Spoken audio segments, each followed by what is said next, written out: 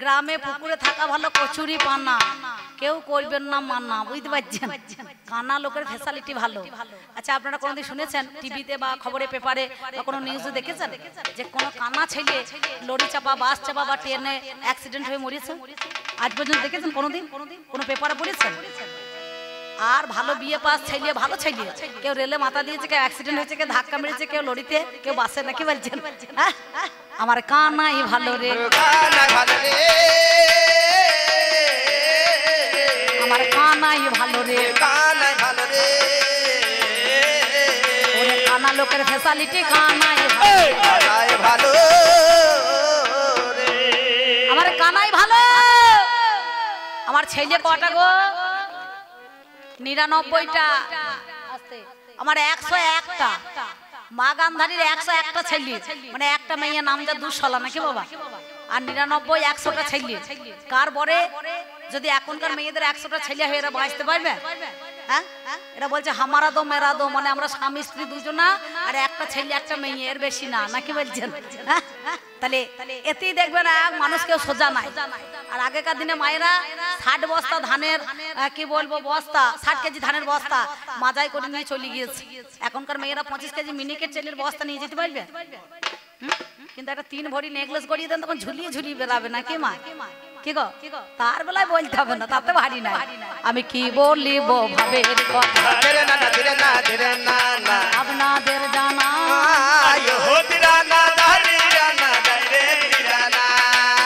বর্তমানে আমার বয়স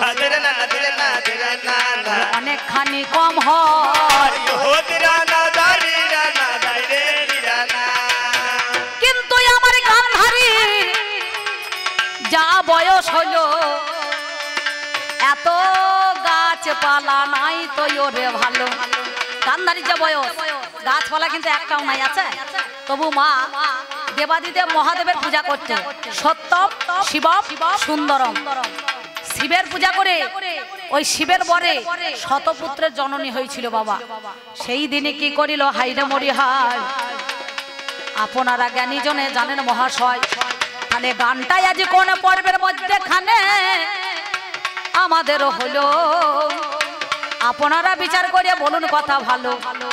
শান্তি পর্বে নয়, মশাল পর্বে নয়, বিরাট পর্ব নয়, স্ত্রী পর্বে নয়, গদা পর্বে নয়, আশ্রমবাসী পর্ব নয়, কর্ণ পর্ব নয়, দ্রোণ পর্ব নয়, ভীষ্ম পর্ব নয়, গদা পর্ব নয়, শৈল পর্ব নয়, জানি আশ্রমবাসী পর্ব নয়, বাবা জানেন মহাজ্ঞানী। তাহলে গানটা কোন পর্বে? স্ত্রী পর্বের মধ্যেখানে গান। হেমন্তর প্রথম মাসে ত্রয়োদশী তিথিতে শুক্ল পক্ষে এহনো কুরু যুদ্ধ, নাকি গো? একদিকে পঞ্চপাণ্ডব আর অপরদিকে কৌরব। রাত 12টার পরে দ্বীপ প্রহরে, একটুখানি কমিয়ে দেন, হ্যাঁ এতটা মোটা হচ্ছে ওই জন্য আওয়াজটা হচ্ছে, আউটটা কমিয়ে দিলেও চলবে, মনিটর সাউন্ড একটু বাড়ান, টোনটা বাড়িয়ে দেন, তাহলে ভালো হবে। মানে সেই দুর্গা পুজো ধরুন পঞ্চমীর দিন থেকে লেগেছে বাবা গান করতে, হ্যাঁ এখনো চলছে, এখনো 3 দিন আছে। আমি কি বলিব ভাবের কথা জানেন মহাশয়, সত্যিকারের তত্ত্ব কথাই আমি বলে যাই। এইবার কি হইল জানেন মহাজ্ঞানী, আমি কুরুক্ষেত্রের মাঠে এসে দাঁড়াইলাম গো শুনি। কুরুক্ষেত্রের মাঠে হেমন্তর প্রথম মাসে ত্রয়োদশী তিথিতে শুক্ল পক্ষে এহনো কুরু যুদ্ধ। রাত 12টার দ্বীপ প্রহরে এই যুদ্ধ। যুদ্ধ কিন্তু অন্ধকারই হয়, নাকি? আলোতে কিন্তু যুদ্ধ নয়, দিনের বেলা যুদ্ধ হবে, তাহলে অন্ধকার ছাড়া কিন্তু যুদ্ধ হওয়ার নয়। তাহলে এমন সময় মা গান্ধারী কি করিল, বাড়ি থেকে যখন মা বাইর হয়ে গেল, শতপুত্র বধূ আমায় দেখে তারা কন্দন করিল, জননী গো আমরা নিবেদন তোমারে, শুনিলাম আমাদের স্বামীরা সব কুরুক্ষেত্রের রণে জীবন বিসর্জন দিচ্ছে মা, লড়াই করতে কৃষ্ণের সনে, একবার মরাপতির মুখ একবার দেখিব দর্শনে। এই বলিয়া মা গান্ধারী কি কর্ম করিল, শতপুত্র বধূ লইয়া হাজির হইয়া গেল। এমন সময় আমার দেখিবারে পাই 18 দিনের যুদ্ধ শেষ বাবা, সবাই চলে গেছে দাঁড়িয়ে শ্যামল কানা। কোথায় দাঁড়িয়ে আছে?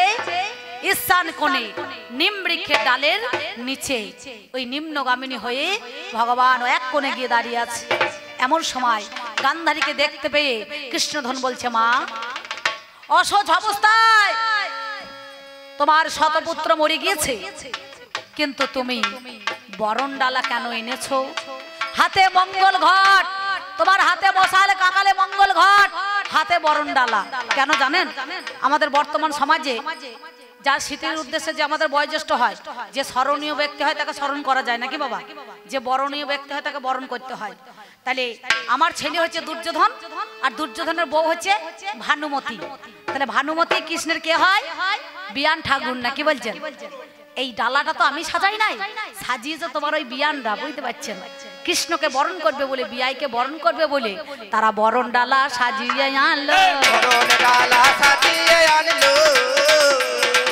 তারা বরণে ডালা সাজিয়ে আনলো, ওরে পিসিমা বরণ ডালায় সাজায় নাই ভালো, ওরে লতিমতি লীলাবতী ভানুমতি হলো, এই কলাবতী মিলে তারা বরণ ডালা ভালো, সবাই মিলে সাজাইল। হাই রে মরি হাই, কুরুক্ষেত্রের মহানায়ক আছে আমার শ্যামল কানা নাকি? সেই জন্য কৃষ্ণধন আমার বরণ ডালা সাজাইয়ে নিল, আমার বরণ ডালা বাবা সাজাইয়ে নিল, শোনো আমার নন্দ লালো, তাই তারা বিয়াই বরণ করবে বলে বরণ ডালা, কাকালে মঙ্গল ঘট, হাতে মশাল। কেন জানো? মানুষ যখন মারা যায় শ্মশানে যায় নাকি বাবা?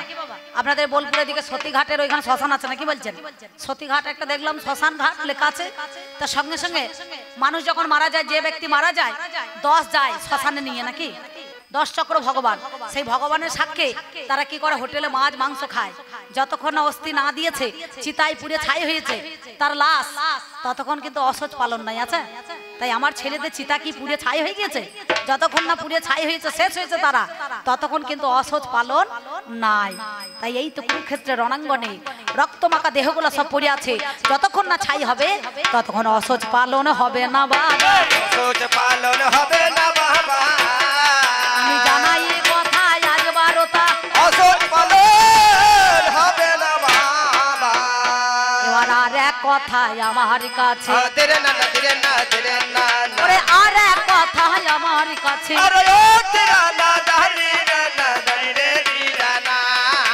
জিজ্ঞাসা করিল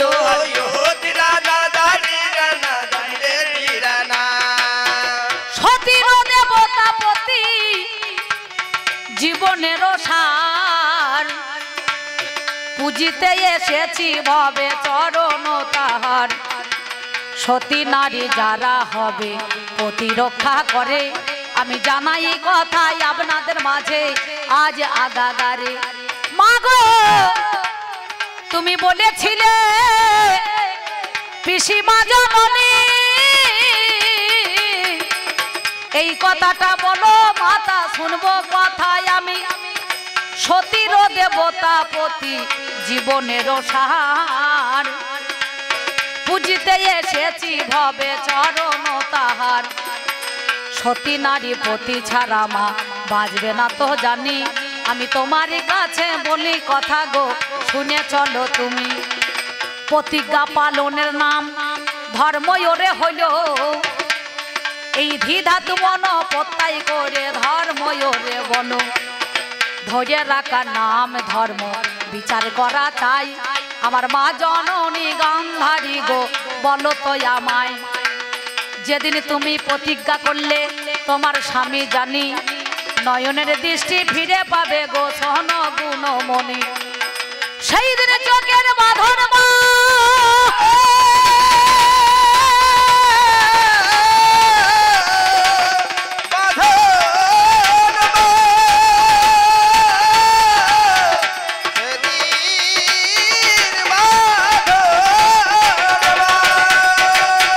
সেই দিনে চোখের বাঁধন তুমি খুলে দেবে আজ কেন কুরুক্ষেত্রে আজ রণাঙ্গনে তবে দেখিবারে পাই জননী বলো দেখি মোরে কেন চোখের বাঁধন খোলা বলো না আমারে কানাই রে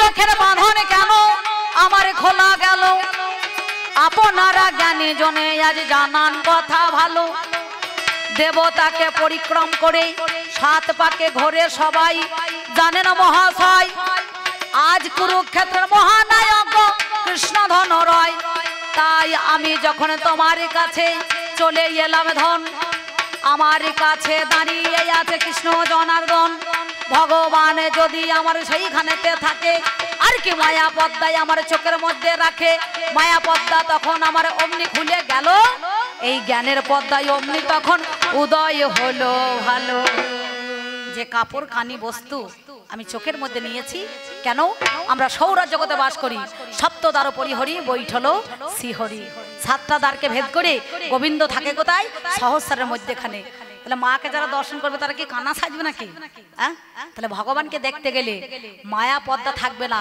তখন জ্ঞানের পদ্মায় উদয় হবে জ্ঞানের পদ্মার উদয় হবে জ্ঞানের পদ্মায় উদয় হবে জ্ঞানের পদ্মার উদয় হবে তাই তো চোখের কাপড় খুলিল জ্ঞানের পদ্মার উদয় হবে কেন জানো কোন মায়ের যদি একটা সন্তান মারা যায় মাকে বলতে হয় না 2 ফোঁটা চোখের জল ফেলাও কোথা থেকে আপনা আপনি চোখের জল এসে বাদ মানে না কিন্তু মা গান্ধারীর শতপুত্র মরেছে বাবা মায়ের কি চোখে জল আছে পাষাণ হয়ে গিয়েছে আমি আপনাদের কাছে কাঁদতেও পারি হাসতেও পারি নাচতেও পারি আবার উলমাদনি হয়ে মনে করুন আমার অঙ্গের বসন অর্ধেকটা থাকলেও থাকতে পারে রাস্তা দিয়ে নেটাতে নেটাতে চলে যেতে পারে না কি বলছেন কেন জানেন মায়ের কোলে মরলে ছেলে ফেলতে দেয় না জলে মরা মুখে মাছি তারে ও গো মরা মুখে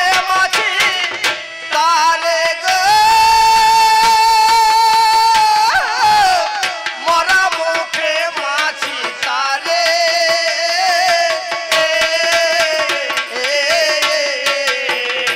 মায়ের কোলে মরলে ছেলে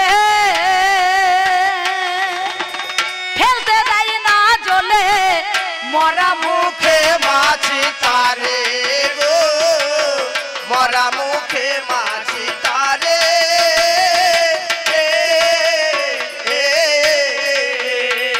মাছে থাকে জানি বদন পালে চেয়ে থাকে জানি বদন পালে ডাকুক একবার জানো মামা বলে চেয়ে থাকে না বদন পালে আলে মা জননী দরদিনী তোমারে জানাই যখন একে একে 99 ছেলে মারা যায় এই খবরটা দিল কে ঋষি গোবর্ধনের পুত্র নাম যা সঞ্জয় এই সঞ্জয় 18 দিনের যুদ্ধটাকে বর্ণনা করে শুনিয়েছিলেন কাকে আমার স্বামীকে 18 অধ্যায়ের গীতা 18 দিনের যুদ্ধ 18 অক্ষণী সেনা 18 পর্ব মহাভারত 18 পর্ব মেলা 18 অধ্যায়ের গীতা তাহলে 18 18 18 নাকি বলছেন 18 ছাড়া 17 হবে না 16 হবে না 15 হবে না 14 হবে না 13 হবে না 12 হবে না 11 হবে না 10 হবে না 9 হবে না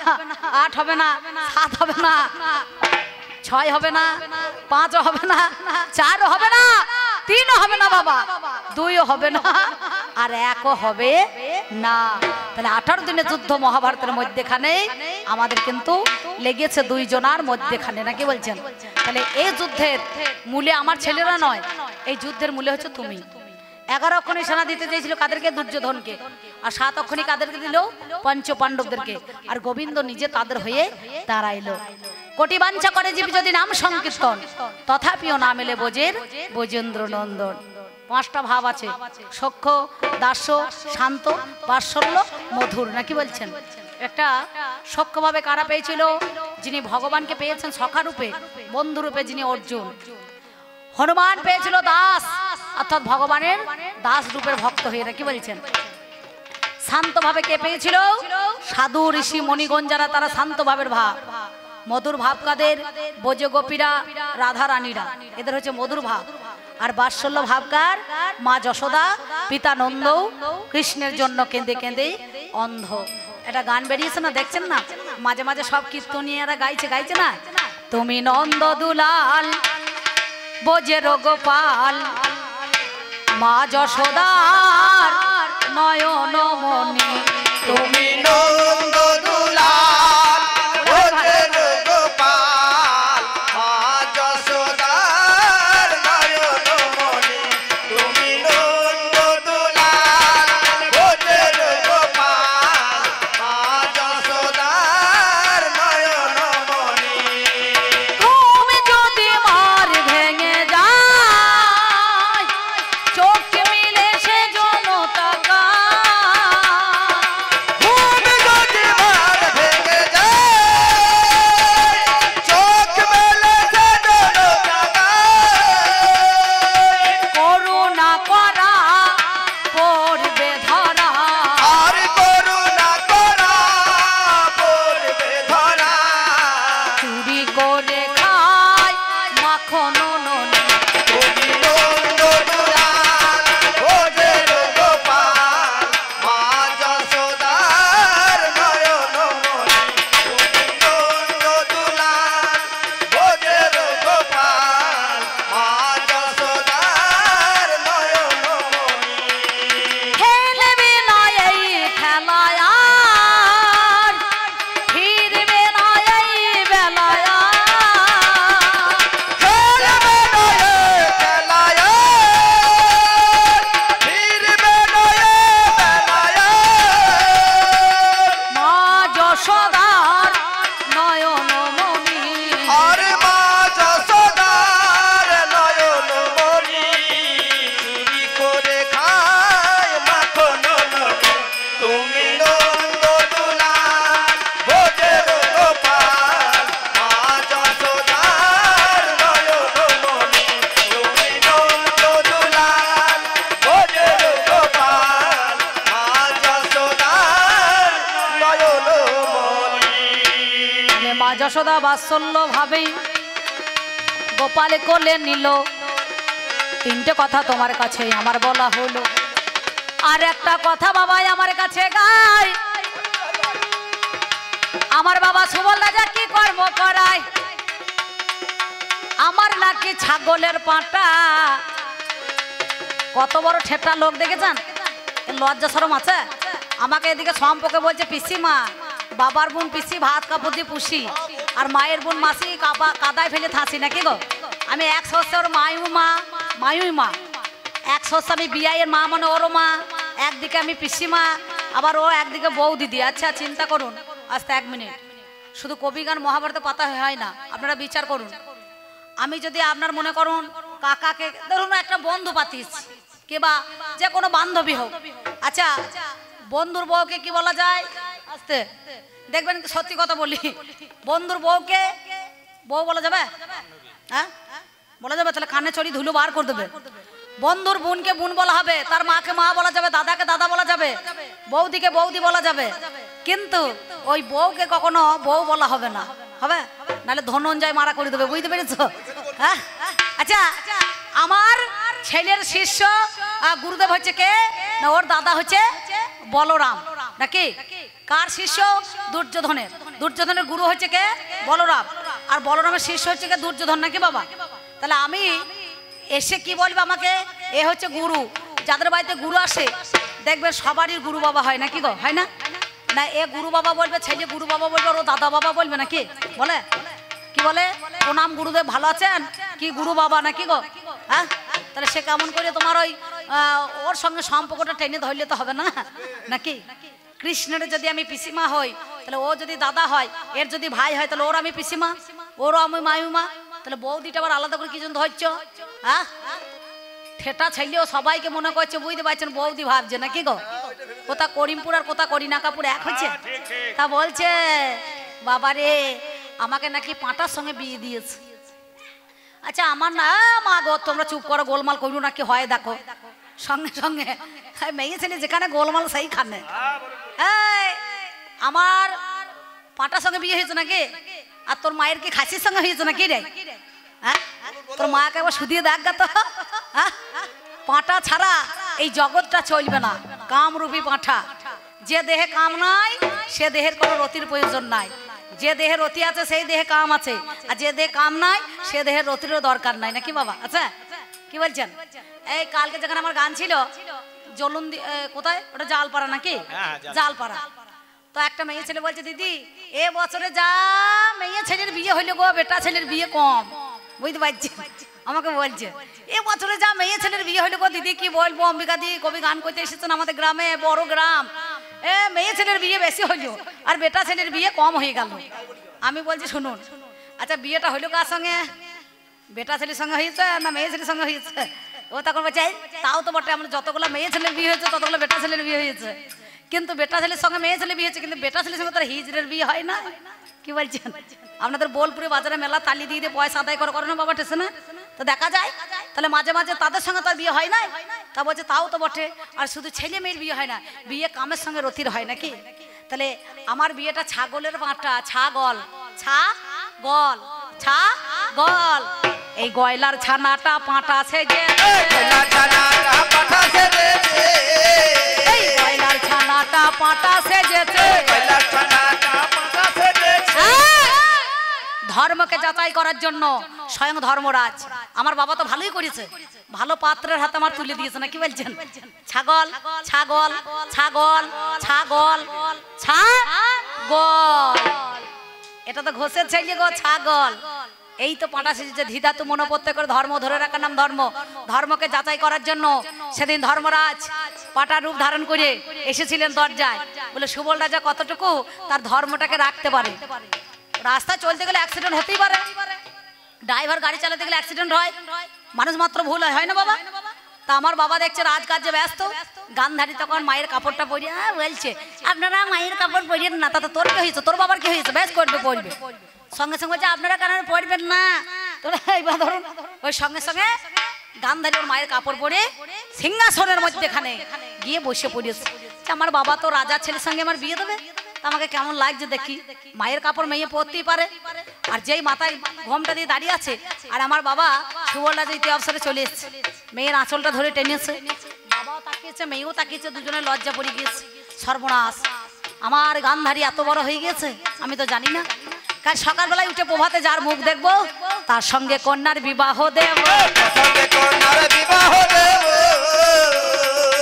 তার সঙ্গে কন্যার বিবাহ দেব, সঙ্গে কন্যার বিবাহ দেব, আমি জানাই কথায় অভিনয়, সঙ্গে কন্যার বিবাহ দেব। এই বলে সুবল রাজার দরজায় এতখানি ছাগলের কালো কুচকুচে পাঁঠা বাবা, এই দাড়িওয়ালা মাল, বুঝতে পারছেন, জাবর কাটতে কাটতে এসে দরজায় দাঁড়িয়েছে, ঠক ঠক করে করা নাচছে ভোরবেলায়। আমার বাবা সুবল রাজা দরজাখানা খুলে দিয়ে দেখছে বাবা রে ছাগলের পাঁঠা, একে তো ছাড়া যাবে না, কানে ধরে টানতে টানতে আমার বাবা জানি ছাদনা তলায় নিয়ে গেল, জানেন মহাজ্ঞান। পাঁঠার গায়ে কি গন্ধ দেখিবারে পাই, আমার যত সখী ছিল মিথ্যা বলি নাই, সবাই মিলে তারাই আমার ভাবিতে লাগিল, এই পাঁটার সঙ্গে বাবা কেমন করিয়ে বলো, এর গায়ে দেখো দুর্গন্ধ বের হচ্ছে জানি, আমার কেমন করিয়ে সাত পা ঘুরবে বলো শুনি।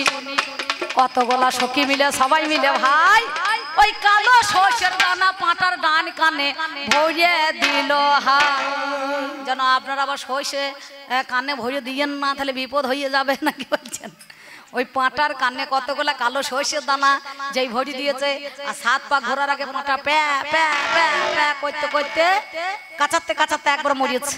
আর মা গান্ধারী ক্রোধ হয়ে রুগ্ধ হয়ে সঙ্গে সঙ্গে ওই ঘাড়ের কাছে এক খণ্ড মাংস কামড় মেরে তুলে নিয়েছিল। সেই দিন ওই পাঁটা বলেছিল শোনো গান্ধারী, কুরুক্ষেত্রের রণাঙ্গনে 18 দিনে যুদ্ধ হয়ে এই এক টুকরো খণ্ড মাংস 101টা সন্তান হয়ে আসবে, সেই কুরুক্ষেত্রের মাঠে এসে দাঁড়াবে, নাকি বলছেন? তাহলে এই যুদ্ধের মূলেটা কে? এই যুদ্ধের মূলে আমার ছেলেরা না, এই যুদ্ধের মূলে কৃষ্ণ সোনা, কৃষ্ণ সোনা, কালো সোনা হয়েছে আজ বলো না। যুদ্ধের মূলে কৃষ্ণ সোনা, এই যুদ্ধের মূলে হচ্ছে তুমি, এই যুদ্ধের মূলে আমার ভাইরা নয়। মামা ভাগ্নে যেখানে বিপদ নাই সেইখানে, আর তোমার মামা ভাগ্নে যেখানে বিপদ ডেকে এনেছে সেইখানে। যদি সত্যি মামা হয়ে দাঁড়াতে আজ অভিমন্যু ওই সপ্তরথীতে ঘিরে বহু চক্রের মধ্যেখানে সে মারা যেত না, নাকি বাবা? কুরুক্ষেত্রের মাঠে আমরা সবাই ঢুকতে জানি, কিন্তু বেরোবার রাস্তা কেউ জানি না, বেরোবার রাস্তা কেউ জানি না। কৃষ্ণ প্রেমানন্দে একবার হরি হরি বলুন সবে। তাহলে কুরুক্ষেত্রের মাঠে আমরা ঢুকতে সবাই জানি, বেরোবার রাস্তা কেউ জানি না। কুশব্দের অন্ধকার রু শব্দের আলো জ্ঞানের দেশে যে জন বাতি জেলে দিল। তাই তো কুরুক্ষেত্রের মাঠে এই শ্যাম চিকন কালো। তুমি বুঝে নাও, তুমি বুঝে না, বুঝে নাও, তুমি বুঝে না।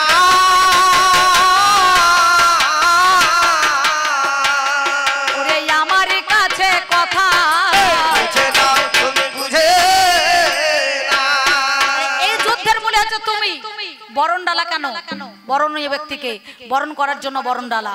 পূজনীয় ব্যক্তিকে আমরা পুজো করি, স্মরণীয় ব্যক্তিকে স্মরণ করি, সেই জন্য আপনাদের মধ্যেখানে এই কথা দিলাম আমি। তাহলে চোখের বসন আপনি আমার খুলেছে। সৌরাজ জগতে বাস করছি, সূর্যের 7টা রং, রংকে ঢাকার জন্য মা গান্ধারী শতপুরু কাপড় বেঁধেছিল। গোবিন্দকে সামনে পেয়ে আর মায়া পর্দা থাকে না, তখন জ্ঞানের পর্দা উদয় হয়ে গেল, নাকি বাবা? তাই তো। তাহলে তোমার যাহা ছিল বলা আমার বলা গেল। ওরে আমার কৃষ্ণ ধনে আমার কথা শোনো, পাগল রে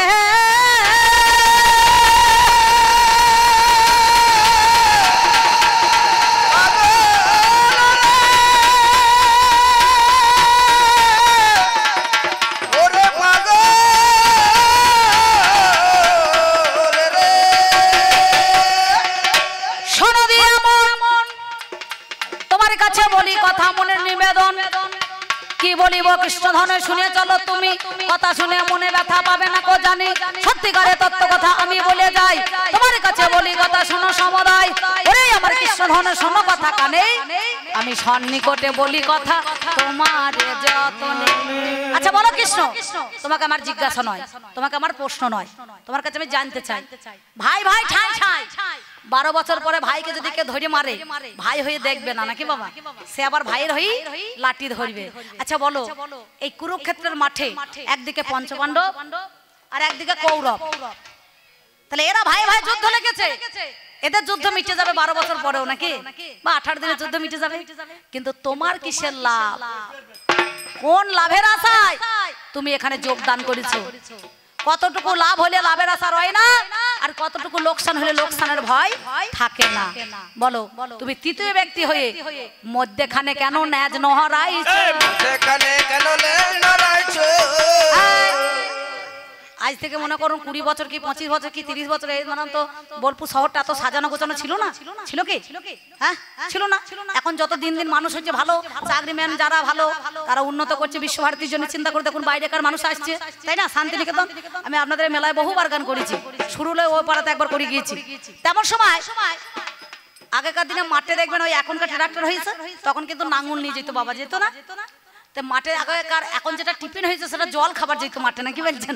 হ্যাঁ, মুড়ি গুড় কুমড়ো তরকারি সব মাথায় করে 4-5টা গামলাজ করে নিয়ে চলে যেত।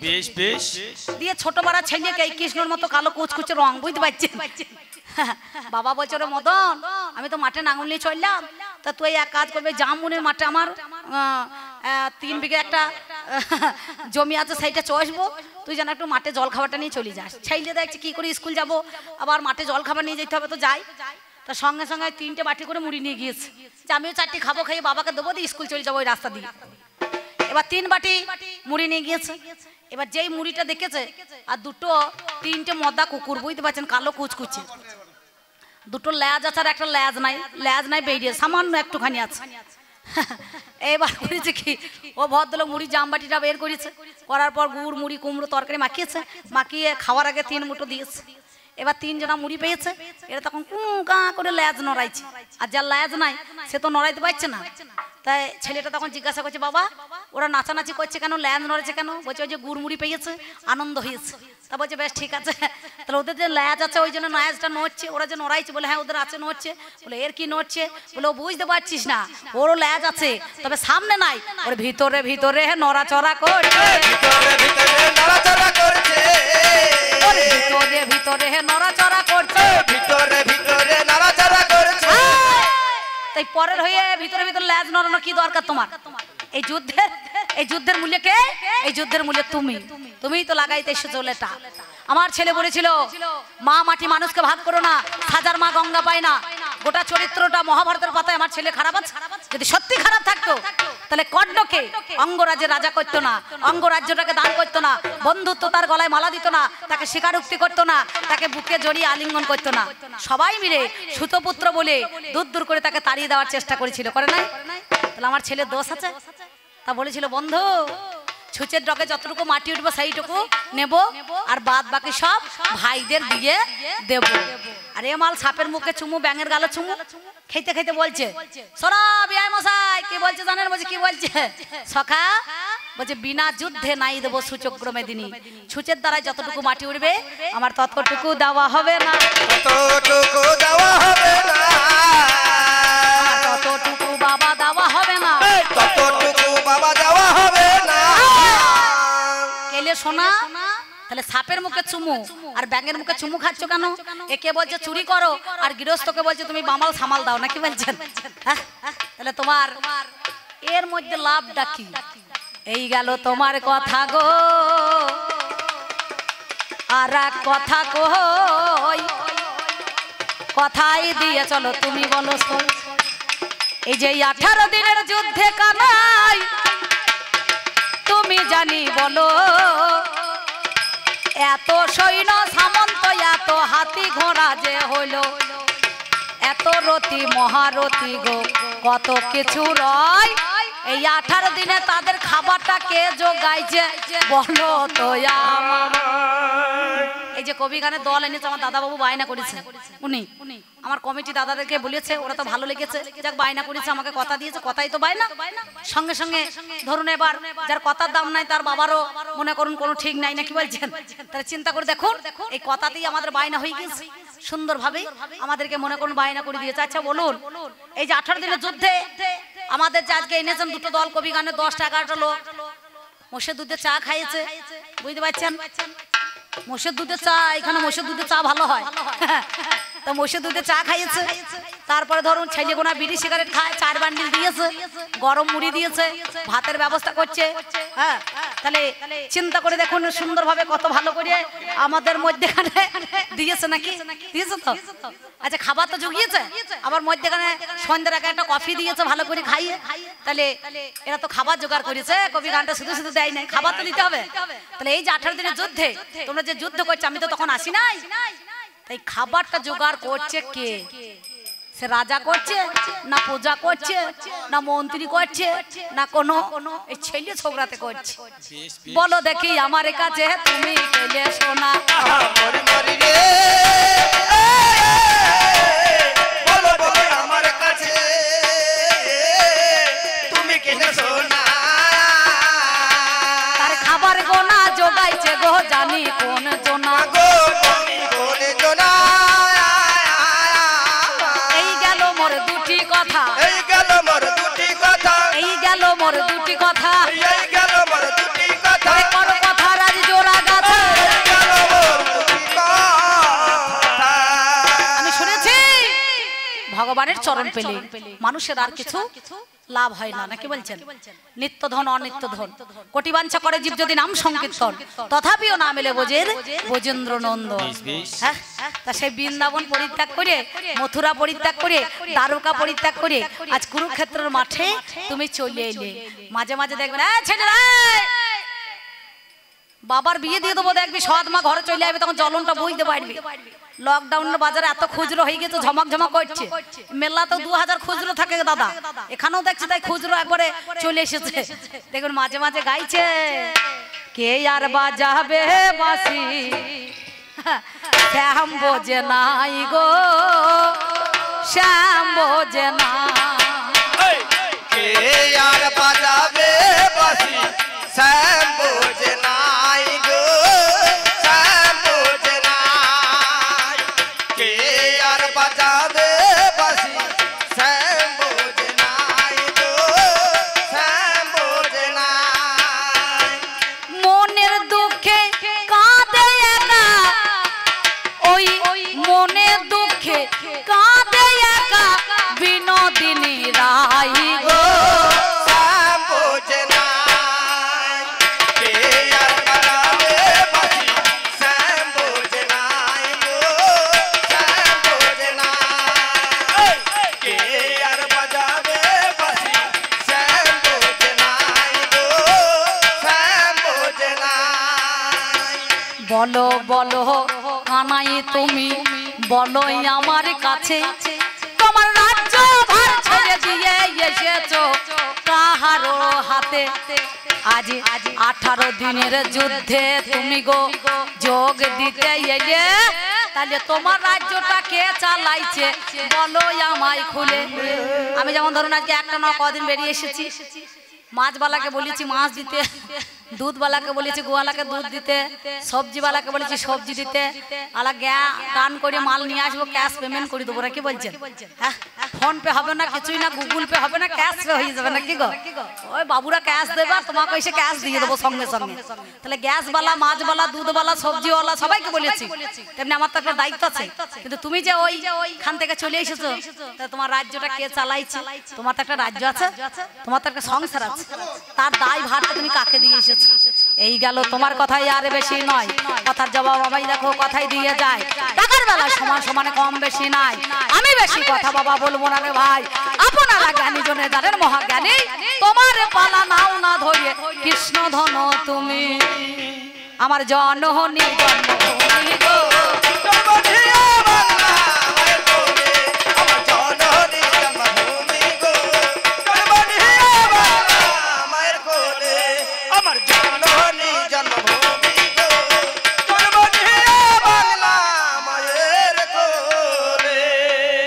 যাওয়ার সময় একটা ছোট্ট বড় গান আপনাদের মধ্যেখানে আমি দিয়ে যাই, না কি বলছেন? তাই আপনাদের মধ্যেখানে এ কথা কি বলবো জানেন, আমার মধ্যেখানে আজকেই আমি আপনাদের কাছে মাঝে মাঝে হাসলেও আমার ভিতরে কিন্তু জ্বালা পোড়া করছে, না কি বাবা? আমার শতপুত্র মরে গিয়েছে, আমার আর কেউ নাই।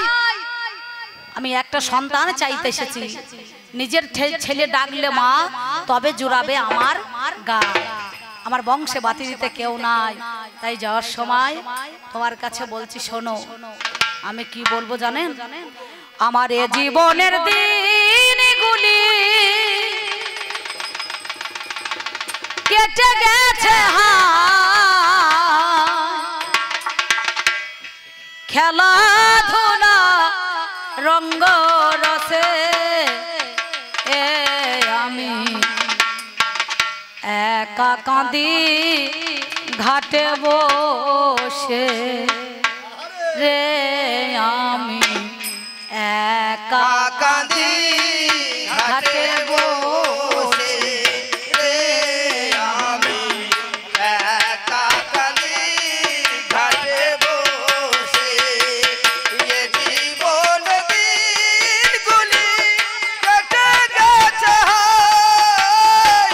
খেলাধুলায় আর রঙ্গ রসে রে, আমি একা কাঁদি ঘাটে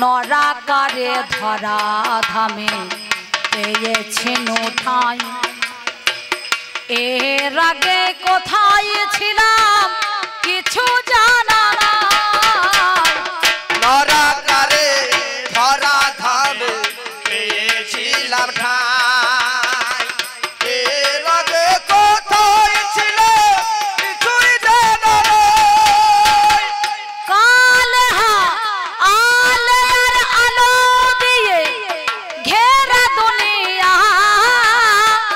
কখনো তো ভাবিনি আমি গো দেখে শুনিয়া আলের আলো দিয়ে ঘেরা দুনিয়া কখনো তো ভাবিনি আমি গো দেখে শুনিয়া আমার আপন স্বজন যারা কেউ পাশে নাই তারা আপন স্বজন যারা কেউ পাশে নেই তারা শুনিয়া শ্মশানের নিয়তি হাসে রে আমি একা কাঁদি ঘাটে বসে রে আমি একা কাঁদি ঘাটে বসে রে আমি একা কাঁদি ঘাটে বসে রে আমি একা কাঁদি